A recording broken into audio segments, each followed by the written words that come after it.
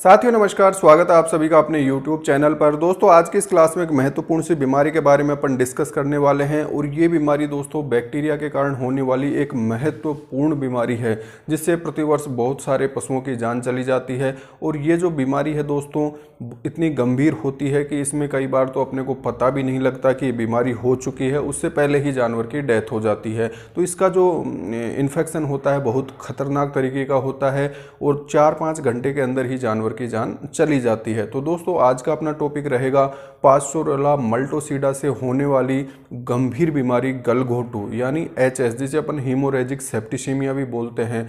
तो ये Pasteurella multocida के कारण होने वाला एक गंभीर इन्फेक्शन है जिसकी वजह से तुरंत प्रभाव से जानवर मर जाता है। आज की इस क्लास में दोस्तों इस बीमारी के बारे में पूरी डिटेल से अपन डिस्कस करने वाले हैं कि ये बीमारी क्या चीज़ है, किस प्रकार से इसका इन्फेक्शन होता है, क्या क्या सिम्टम्स अपने को देखने को मिलते हैं और क्या प्रभावी उपचार इसका किया जा सकता है जिससे जानवर की जान बचाई जा सके। तो दोस्तों आज का अपना टॉपिक रहेगा हीमोरेजिक सेप्टिसीमिया।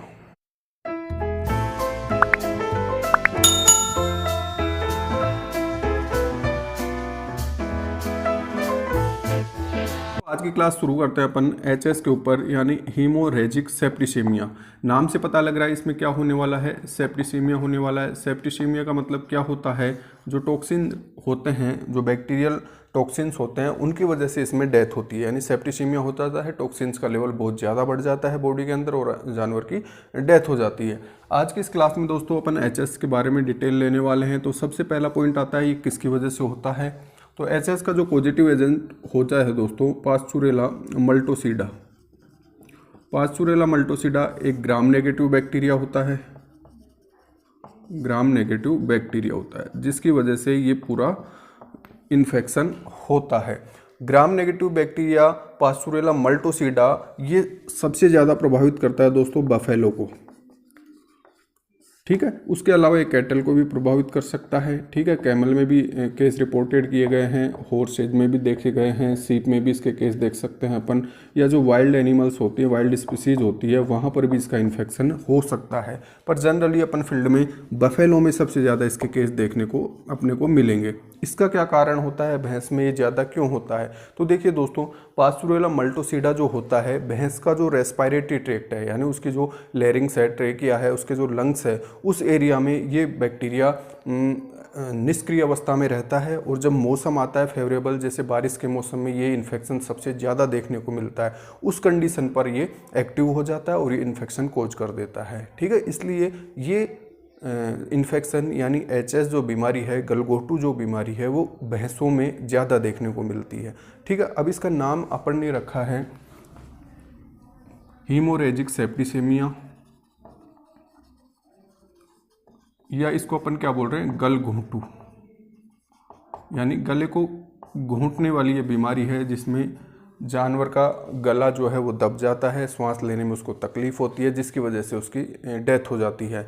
तो ये जो नाम दिया गया है इसके आधार पर इसके सिम्टम्स होंगे, ऐसे कुछ सिम्टम्स अपने को यहाँ पे देखने को मिलते हैं। तो आज की क्लास में अपन पूरी डिटेल इससे संबंधित अपन यहाँ पे लेने वाले हैं। इसका जो इन्फेक्शन होता है दोस्तों पर एक्यूट टाइप का भी हो सकता है। पर एक्यूट का क्या मतलब है, यानी 4 से 12 घंटे के दौरान ही जानवर की डेथ हो जाती है, ठीक है। और कुछ एक्यूट केसेज में अपन 2 से 4 दिन तक का टाइम भी अपने को दे देगा जिसमें अपन उसका इलाज कर सके और उसकी जान बचा सके।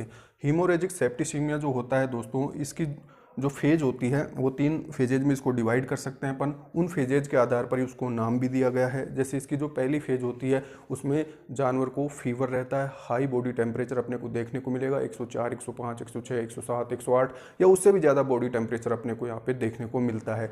जानवर की जो भूख है वो बिल्कुल ख़त्म हो जाती है, एनोरेक्सिक कंडीशन में वो आ जाता है और एकदम डिप्रेस वो एनिमल हो जाता है, ठीक है। वो शांति से एक तरफ खड़ा हो जाता है, बिल्कुल डिप्रेस रहता है। अब बात करते हैं दोस्तों इसकी फेजेज की। तो अपन यहाँ पे इसकी फेजेज के बारे में बात कर रहे थे दोस्तों। तो 3 फेज अपन इसके देखेंगे। जो पहली फेज होती है फर्स्ट फेज, इसमें क्या देखने को मिलेगा अपने को कि जानवर का जो बॉडी टेम्परेचर है वो बहुत ज़्यादा रहेगा, फीवर की कंडीशन यानी 104 से 108 डिग्री फ़ारेनहाइट तक का बुखार अपने को यहाँ पे देखने को मिलता है। ठीक है, लॉस ऑफ एपेटाइट हो जाएगा, यानी उसको भूख लगना बंद हो जाएगी, चारा पानी खाना वो बिल्कुल बंद कर देगा। उसके अलावा यहाँ पे डिप्रेशन अपने को देखने को मिलता है, जानवर एकदम डिप्रेस कंडीशन में रहेगा। ये पहली अवस्था होती है दोस्तों। दूसरी जो फेज होती है इसकी, सेकेंड फेज, दूसरी अवस्था में क्या देखने को मिलेगा अपने को कि जानवर जो है उसमें रेस्पायरेटरी डिस्ट्रेस देखने को मिलता है। रेस्पायरेटरी डिस्ट्रेस यानी इसको अपन न्यूमोनिक फॉर्म भी बोल सकते हैं, इसको न्यूमोनिक फेज। ठीक है, न्यूमोनिक फेज में क्या होगा, उसकी जो ब्रीदिंग है वो लेबर्ड हो जाएगी, यानी श्वास लेने में उसको तकलीफ होने लगेगी, श्वास के साथ बहुत तेज आवाज़ आने लगेगी। ठीक है, घर घर की आवाज़ आने लगेगी। कुछ क्षेत्रों में इस बीमारी को घुर्रा के नाम से भी जाना जाता है। क्यों जाना जाता है, क्योंकि श्वास में यहाँ पे तेज आवाज़ अपने को सुनाई देती है। ठीक है, आराम से उसको अपन दूर से ही सुन सकते हैं। तो श्वास में तकलीफ होगी, श्वास में तकलीफ। इसके साथ ही क्या होगा, यहाँ पे सेलाइवेशन होता है, बहुत ज़्यादा लार का स्त्रावण होता है, सेलाइवेशन होगा, जिसमें पहले जो डिस्चार्ज होगा वो ओपेक होगा, म्यूकोप्लूरेंट हो जाता है, यानी गाढ़ा होता जाता है, और कुछ समय बाद वो जमने लगता है। ठीक है, झाग की तरह अपने को वो दिखाई देगा। इसके अलावा दोस्तों यहाँ पे लेक्राइमेशन भी अपने को देखने को मिलेगा, लेक्राइमेशन, जिसमें जानवर की आंखों से लगातार आंसू गिरते रहते हैं। और बात करें दोस्तों यहाँ पे, तो श्वास में आवाज़ अपने को आएगी। यहाँ पे जो इंपॉर्टेंट साइन होगा दोस्तों वो होगा सबमैंडिबुलर ईडिमा, सबमैंडिबुलर ईडिमा। इसका क्या मतलब है कि जानवर के गले के नीचे, ठीक है, जबड़े के नीचे से लेकर गले तक या आगे वाले पैरों तक, ठीक है, जिसमें ब्रिस्केट रीजन भी आ जाएगा, आगे वाले पैर भी आ सकते हैं, उसका पूरा चेहरा भी हो सकता है, वहाँ पे अपने को स्वेलिंग देखने को मिलेगी, सूजन वहाँ पे हो जाएगी। ठीक है, गले के आसपास की मांसपेशियों में स्वेलिंग की वजह से उसका प्रेशर ट्रेकिया पे पड़ता है, जिससे जानवर को सांस लेने में तकलीफ होने लगती है। तो ये साइन अपने को इसकी सेकेंड फेज में देखने को मिलते हैं। थर्ड फेज जो होती है दोस्तों, यहाँ पे क्या होगा, जो रेस्पायरेटरी डिस्ट्रेस था वो एडवांस हो जाएगा, उसकी जो रेस्पायरेटरी रेट यहाँ पे बढ़ेगी। ठीक है, यहाँ पे क्या होगा, रेस्पायरेटरी रेट बढ़ती है, यहाँ पे उसकी रेस्पायरेटरी रेट डाउन हो जाएगी। ठीक है, डेप्थ उसकी बढ़ जाएगी, यानी रेस्पायरेशन होगा वो गहरा हो जाएगा, लंबे लंबे श्वास वो लेने लगेगा। ठीक है, रिकम्बेंसी में आ जाएगा जानवर। रिकम्बेंसी का मतलब क्या है, वो ज़मीन पर लेट जाएगा। बॉडी टेम्परेचर उसका डाउन हो सकता है। यहाँ पे शुरुआती अवस्था में उसका बॉडी टेम्परेचर बढ़ा हुआ मिलता है अपने को, और एडवांस कंडीशन में उसका बॉडी टेम्परेचर अपने को डाउन भी देखने को मिल सकता है। बफेलो में जो ये इन्फेक्शन है वो त्वरित होता है कैटल के कंपैरिजन में। गाय में अगर ये बीमारी होगी तो वहाँ अपने को कुछ टाइम मिल सकता है उस पशु का इलाज करने के लिए, परंतु बफेलो के केस में इसमें टाइम बिल्कुल लिमिटेड मिलता है, बहुत कम मिलता है। इसको तुरंत पहचान कर इसका इलाज किया जाएगा तो ही जानवर की अपन बचा सकते हैं, अदरवाइज इसमें बचने के चांसेस बहुत कम होते हैं, क्योंकि टाइम ही इतना कम देता है। ये पर एक्यूट टाइप का इन्फेक्शन है, 4 घंटे से लेकर 12 घंटे में एनिमल की डेथ हो रही है। तो कई बार जो ओनर होता है, एनिमल ओनर, वो भी ये बात पता नहीं कर पाता कि जानवर बीमार हुआ है, उससे पहले ही उसकी डेथ हो जाती है।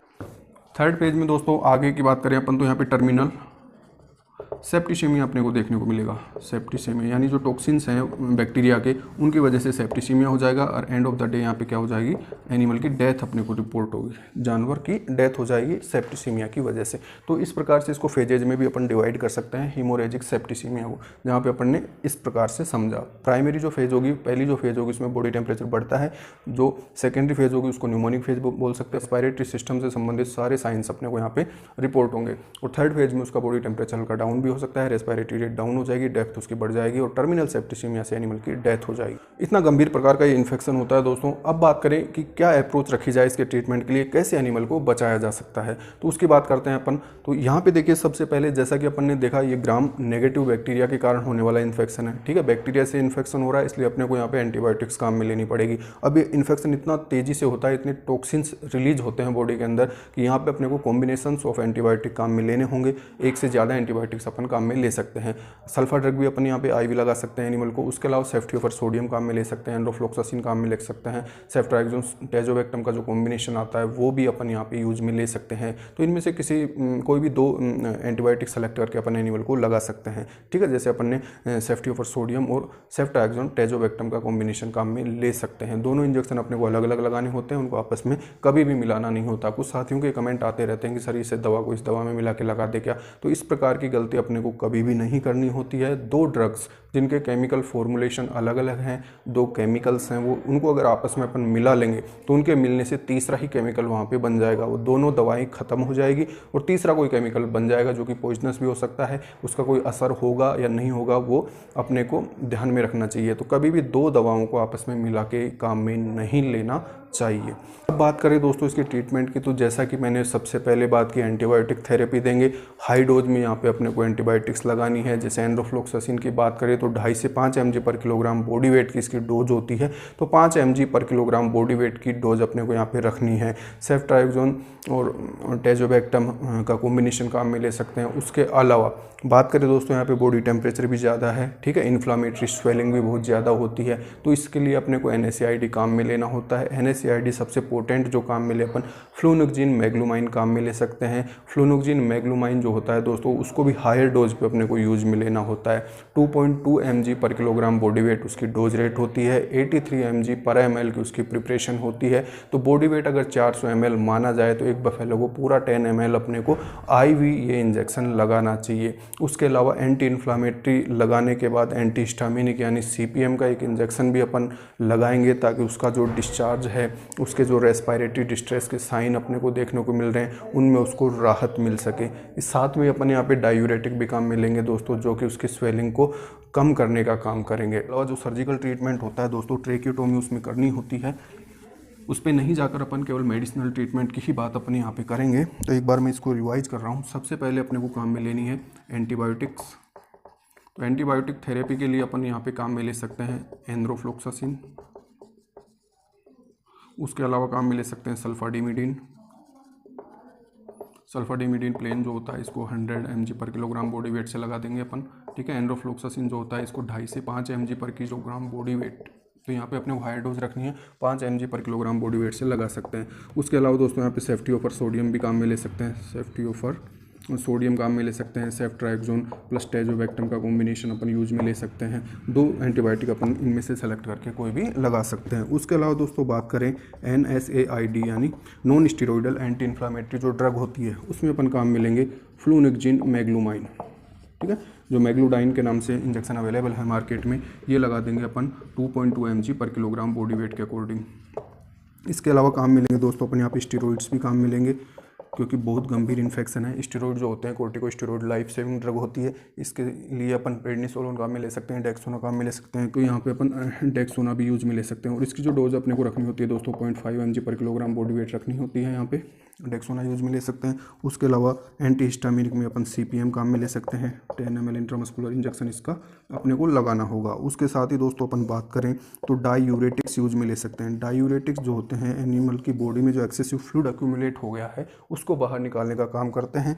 डायूरेटिक्स जो मार्केट में अवेलेबल है सिंपली रिमोट वेट के नाम से अपने को मिलता है, रिमोट वेट के नाम से, ठीक है। ये इंजेक्शन भी अपन इसको लगा सकते हैं। साथ में यहाँ पे एक चीज़ और अपने को ध्यान में रखनी होती है दोस्तों कि रेस्पिरेटरी डिस्ट्रेस जहाँ भी देखने को मिलेगा, रेस्पिरेटरी डिस्ट्रेस जहाँ भी देखने को मिलेगा वहाँ पे बॉडी में यानी ब्लड में CO2 का अमाउंट बढ़ जाता है।